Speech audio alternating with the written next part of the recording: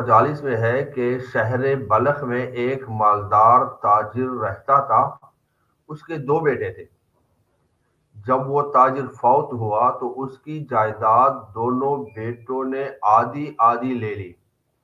لیکن اس خوش بخت و خوش نصیب تاجر کے بعد اللہ کے آخری نبی صلی اللہ تعالی علیہ وآلہ وسلم کے 3 بال مبارک تھے۔ جب منہ مبارکہ یعنی اللہ کے آخری نبی صلی اللہ تعالی علیہ وآلہ وسلم کے بال مبارک کی تقسیم کی باری آئی تو ایک بال مبارک بڑے لڑکے نے اور ایک چھوٹے نے لے لیا۔ تیسرے بال مبارک کے متعلق بڑے بھائی نے کہا، ہم اس کو توڑ کر آدھا آدھا کر لیتے ہیں۔ یہ سن کر چھوٹے بھائی نے، جو کہ بڑا ہی خوش عقیدہ اور خوش نصیب تھا، اس نے کہا، اللہ عز و جل کی قسم، ایسا ہرگز نہیں کرنے دوں گا، کیونکہ اللہ کے آخری نبی صلی اللہ تعالی علیہ وآلہ وسلم کی شان اس سے بالا تر ہے کہ آپ کے بال مبارکہ کو توڑا جائے، کیونکہ آقا کریم صلی اللہ تعالی علیہ وسلم کی شان مبارک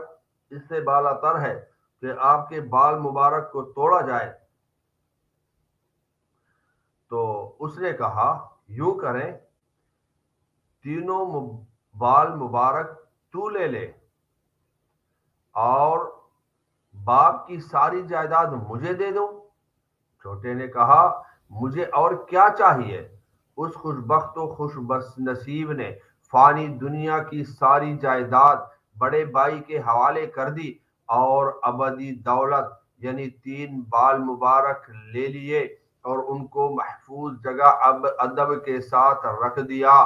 جب شوق آتا منہ مبارکہ کے سامنے درود پاک پڑھتا اور زیارت کرتا، اللہ عز و جل بے نیاز کے دربار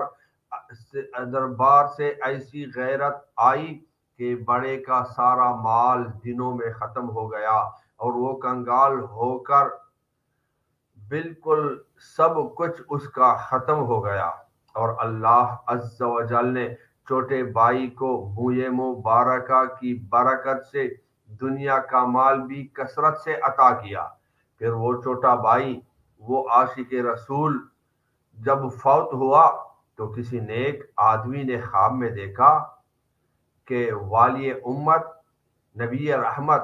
اللہ کے آخری نبی صلی اللہ تعالی علیہ وآلہ وسلم جلوہ نما ہیں، اور اس خواب دیکھنے والے کو فرمایا، تو لوگوں میں اعلان کر دے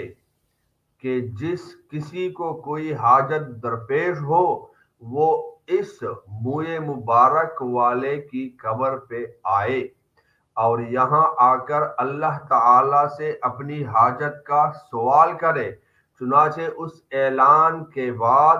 لوگ قصد کر کے اس عاشق رسول صلی اللہ علیہ وسلم کی قبر پر آتے، اور پھر معاملہ یہاں تک پہنچ گیا کہ جو کوئی اس قبر والے علاقے سے گزرتا سواری سے اتر کر پیدل چلتا تاکہ اس کی ادب و تعظیم ہو۔ صلو علی الحبیب صلی اللہ تعالی علی محمد۔ جی